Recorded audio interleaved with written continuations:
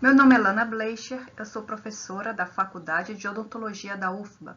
Faço parte do grupo de pesquisa Trabalho, Precarização e Resistências. Esse vídeo é a continuação de um vídeo anterior, em que eu falo sobre como é que a gente orienta a construção da revisão de literatura na disciplina de metodologia científica.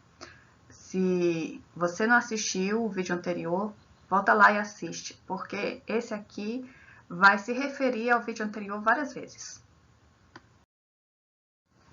No vídeo anterior, eu falei das seções que devem fazer parte do trabalho de revisão de literatura que vai ser apresentado à disciplina de metodologia científica.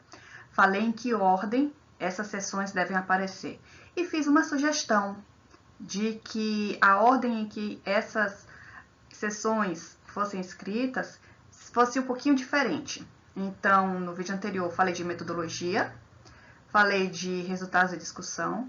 Agora, vou falar sobre conclusão ou considerações finais. Nesta parte de conclusão ou considerações finais, é apresentado o conjunto de coisas que podem ser ditas a partir do trabalho desenvolvido. Lembre-se sempre disso, de não trazer nessa parte algo que não tem nada a ver com tudo aquilo que aparece ali em resultados. Como o que você vai fazer neste trabalho para esta disciplina é uma revisão de literatura, então é o que você pode afirmar a partir da literatura que você revisou. Então, nessa literatura revisada, que é pouco extensa por causa dos objetivos bem modestos dessa disciplina, você vai encontrar que os autores podem estar concordando na maior parte das coisas, ou você pode localizar que um determinado tema é muito controverso e os autores divergem bastante. Então, essa conclusão é sua, né? Então, apresente aí se há convergências, divergências, quais foram os temas que convergiram ou divergiram mais. Também é o momento em que quem está escrevendo apresenta as lacunas do trabalho. Como esse é um trabalho de uma disciplina bem preliminar, né, uma primeira metodologia, então uma lacuna bem óbvia é que a bibliografia que vocês revisaram não foi muito extensa. Mas ainda assim, tentem ver se há mais lacunas no trabalho que vocês estão apresentando. Isso é um sinal de maturidade, reconhecer suas próprias limitações. E também apontem sugestões, temas para aprofundamento para outros trabalhos. Você vai encontrar duas formas, duas denominações para essa última parte do trabalho. Às vezes, a última parte do trabalho é chamada conclusão, às vezes é chamada considerações finais. Isso varia muito quando a gente está falando de artigo. Vale a pena conferir as orientações aos autores que as revistas apresentam. Então, existem revistas que já fecham uma denominação, já dizem para ser conclusão ou pode ser considerações finais, vale a pena observar isso. É interessante ter em mente quais são as exigências da instituição, no caso de um programa de pós-graduação, de mestrado, de doutorado, às vezes isso está indicado. No caso de uma disciplina de graduação, a disciplina pode ter normas que fechem essa nomenclatura. Uma parte das vezes é uma decisão que é um diálogo a ser feito com o orientador. Em outros momentos, vocês vão perceber que determinados tipos de estudo utilizam, em geral, um certo tipo de nomenclatura. Revisões de literatura tendem a apresentar mais considerações finais, estudos laboratoriais tendem a apresentar mais conclusão. Isso não é uma regra fechada, é apenas uma coisa que se observa em geral. Há também um debate sobre o quanto que essas denominações têm por trás uma determinada postura epistemológica, ou seja, quando a pessoa que está escrevendo fala considerações finais e não conclusão, ela está admitindo que aquele produto, aquele estudo, é mais um passo, ele é mais um elemento na construção do conhecimento, mas não chega a ser uma conclusão definitiva a respeito do tema. Então, é um debate que segue e eu vou mostrar para vocês 2 exemplos para vocês irem percebendo essas diferenças.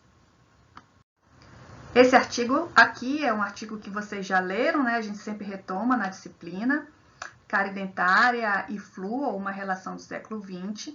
E esse é um artigo de revisão de literatura e ele fecha com considerações finais. Percebam que lá no final do artigo, as considerações finais estão escritas em um único parágrafo, depois vem agradecimentos, referências bibliográficas. Vamos passar uma lupa nessas considerações finais. O autor utilizou 2 frases para retomar de uma forma bastante resumida o argumento central do texto. Isso é muito importante, é bastante ruim quando a pessoa que está escrevendo fica repetindo tudo aquilo que ela tinha acabado de falar em resultado de discussão. Então, recuperar aqui é para ser com uma capacidade de síntese, tá certo? Então, percebam que o autor utilizou somente 2 frases. O século XX foi marcado, no âmbito da saúde bucal coletiva, pela descoberta das possibilidades preventivas do flúor, é basicamente toda aquela primeira parte do artigo que ele escreveu, e logo em seguida ele fala: seu uso em larga escala em todo o mundo tornou possível beneficiar milhões de pessoas, livrando-as da cárie ou diminuindo a severidade dessa doença, que basicamente é a segunda parte do artigo dele. Então, pensem nisso, pensem nessa capacidade de síntese quando forem escrever. Em seguida, é interessante a gente apontar, quando se trata de um trabalho de revisão de literatura, o que aquela literatura apontou de consenso e de divergência. Neste caso aqui, ele está falando de um tema que já foi tão estudado que o consenso já é bastante sólido. Por isso que ele utiliza essa frase: sua segurança e eficácia estão sobejamente comprovadas. Pode não ser o caso do tema que vocês estiverem estudando. Pode ser que não haja tanto acúmulo forte a respeito disso. E, ao final, ele traz novas questões. Vamos lembrar que esse artigo aqui foi escrito em 2000. Então, vamos lá. Mas, apesar de tantos benefícios e da segurança conseguida para o uso de produtos fluoretados na prevenção da cárie dentária, restam, entre outras, algumas indagações. O que será do flúor no século XXI? Ele fecha, então, com uma questão, né? Ele projeta para o futuro. Será que tudo isso que aconteceu no século XX ainda estará válido para este século que se inicia agora? Essa questão que está sendo trazida aí nas considerações finais poderia ser de algo que ainda não foi muito bem estudado, algo que ainda não se construiu um consenso forte. Bom, depende aí de quem está escrevendo.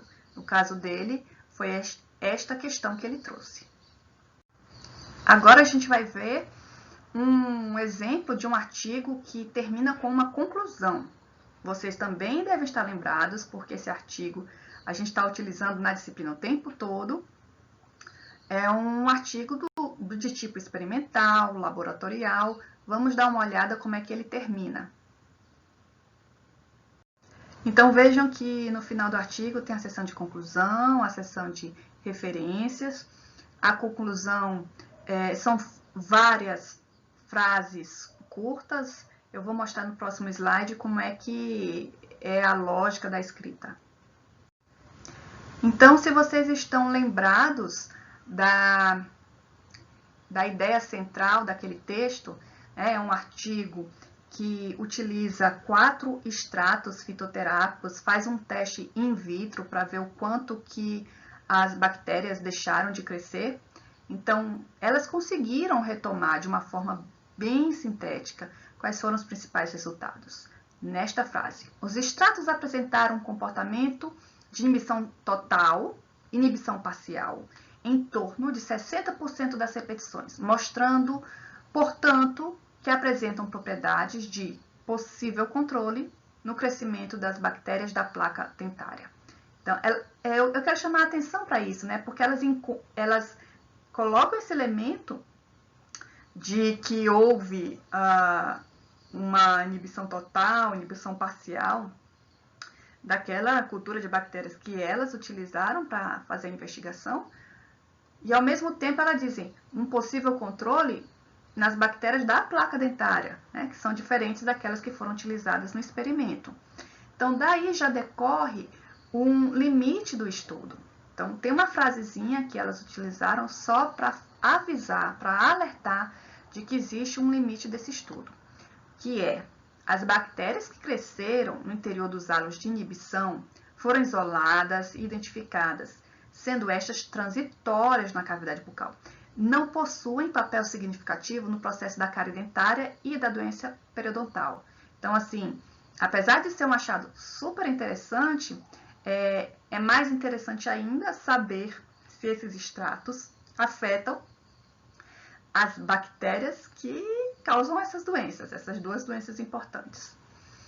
Elas continuam localizando as lacunas do conhecimento acumulado sobre o tema. Então, olha só a frase que elas utilizam: há muito a ser investigado. Afinal de contas, aquilo ali era um estudo in vitro, bem inicial. Essa expressão que elas utilizaram foi inteligente. Para melhor análise e compreensão dos fatores que influenciaram nos resultados. Ao final, elas apontam novas possibilidades de pesquisa, porque elas estão abrindo um campo. E aí cabe a outros pesquisadores continuarem por esse campo, fazerem outros estudos com outras metodologias para ver se aquilo ali se confirma. Então, elas escrevem: sugerimos a condução de novos experimentos para comprovar os resultados obtidos neste estudo preliminar, que indicam que os extratos testados apresentam resultados significativos, possibilitando mais um suplemento para o controle da placa dentária, podendo ser mais uma medida de prevenção e controle, contribuindo para a qualidade de vida da população brasileira. Então, vejam essa sinalização de que é necessária a realização de mais experimentos, certo?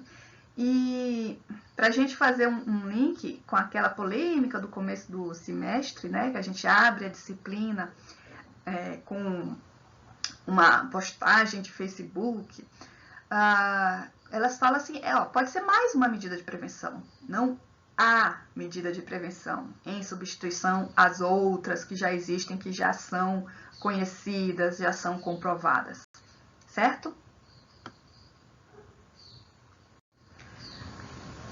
Esses dois artigos são dois casos de abordagens bem diferentes. Um vem na tradição da saúde coletiva, um vem na tradição da patologia, um foi uma revisão de literatura, um foi um estudo laboratorial, e isso ajuda a explicar por que um termina com considerações finais, outro termina com conclusão. Certo, mas o que essa disciplina espera? Essa disciplina espera que vocês façam uma sessão de considerações finais, afinal de contas vocês também farão uma revisão de literatura, e é uma revisão de literatura super modesta, bastante limitada, é isso que a gente espera que vocês façam. Mas é muito importante, gente, que nessas considerações finais, vocês sejam coerentes com o resultado que foi apresentado. Aquela parte de resultados e discussão. Um problema comum que a gente encontra nos trabalhos da disciplina é quando o pessoal coloca nas considerações finais uma coisa que não tem nada a ver com o que foi investigado, com o que foi revisado. Então, tomem cuidado com isso. Vocês só podem considerar a respeito do que vocês estudaram de verdade. Seguindo o nosso esquema, que já foi metodologia, resultado, discussão, conclusão ou considerações finais, vamos agora para a introdução. Na introdução, a gente espera encontrar uma contextualização da pesquisa, um recorte do objeto a ser investigado e um objetivo do trabalho. A gente recomenda que vocês deixem para escrever isso por último, porque nos parece que é bem mais fácil fazer isso depois que todo o corpo do trabalho já foi escrito, mas não é obrigatório não. Se vocês quiserem começar escrevendo pela introdução, estejam à vontade. Em alguns trabalhos, a introdução é apresentada separada da revisão de literatura. Em outros, vocês encontram a revisão de literatura já incorporada à introdução. Vamos ver dois exemplos diferentes. Esse exemplo aqui, né, aquele artigo de Kari e Flúor, é um exemplo de uma introdução que está separada da revisão de literatura. Eu coloquei a diagramação da página para vocês repararem que a introdução, neste caso, tem somente um parágrafo. Vamos passar uma lupa nessa introdução? Então, primeiro, o autor apresenta o problema. Vejam só. No começo do século XX, Frederick Mackay era um jovem dentista procurando um bom lugar para trabalhar nos Estados Unidos. Em 1901, saiu da Filadélfia, atravessou o país e foi para o Colorado.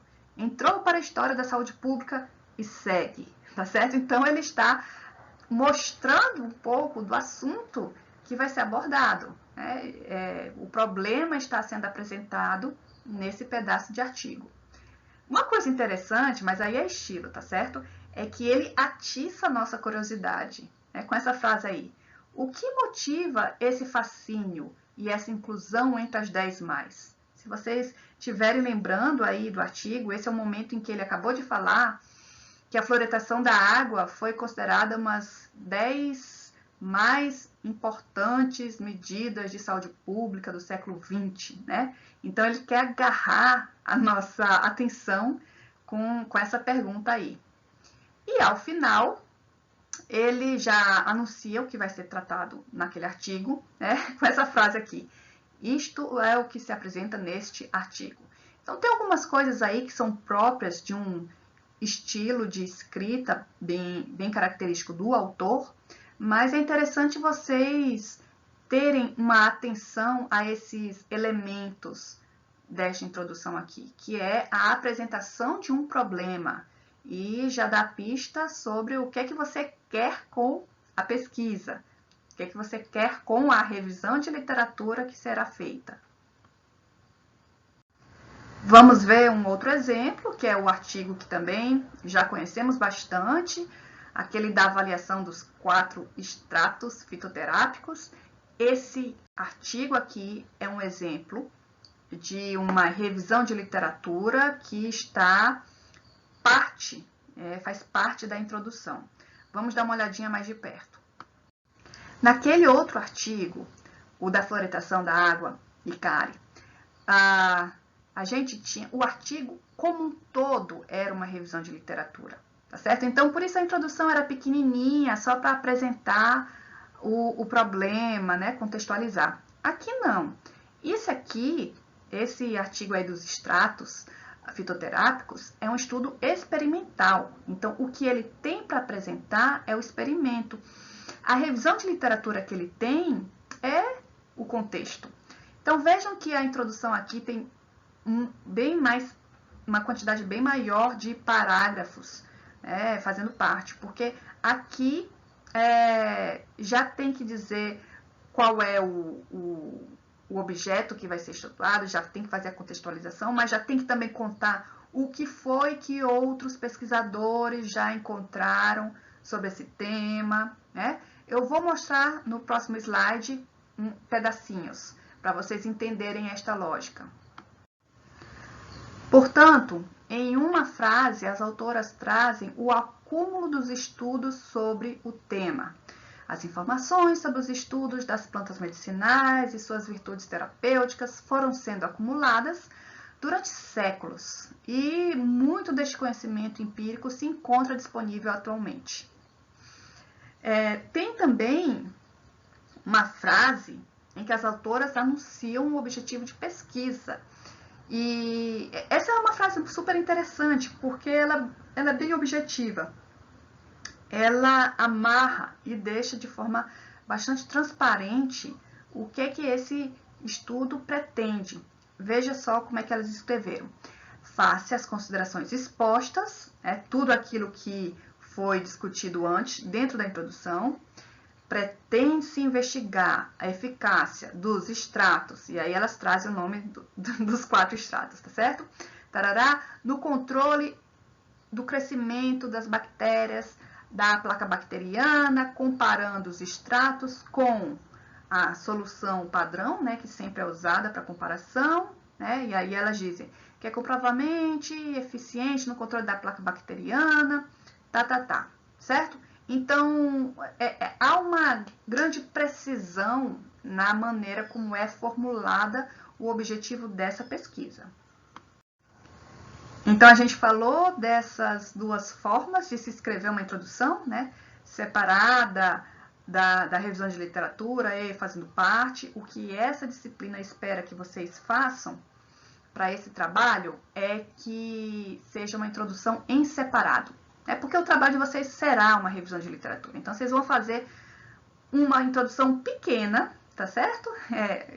Vocês podem se inspirar nos artigos de revisão que vocês andarem encontrando por aí, que vai apresentar o problema e que vai dizer qual foi o objetivo da revisão de literatura que vocês realizaram.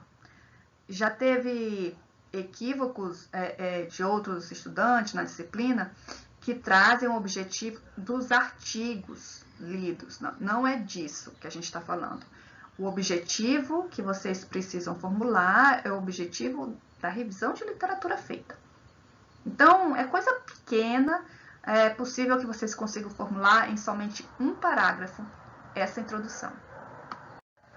Esse vídeo chega ao fim, porque já falamos, né, da conclusão, considerações finais da introdução.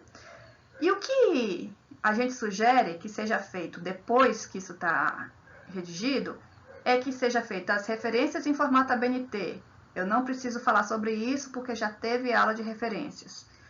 Capa, folha de rosto e sumário, não precisa produzir um vídeo sobre isso porque a gente indica a leitura do Manual de Estilo Acadêmico escrito por Lubisky Vieira, né? É o manual padrão que a gente adota na disciplina. Portanto, é só isso. O trabalho que se chama Relatório de Revisão de Literatura feita por essa disciplina é apenas isso. Tchau, fiquem bem, fiquem com saúde, até mais.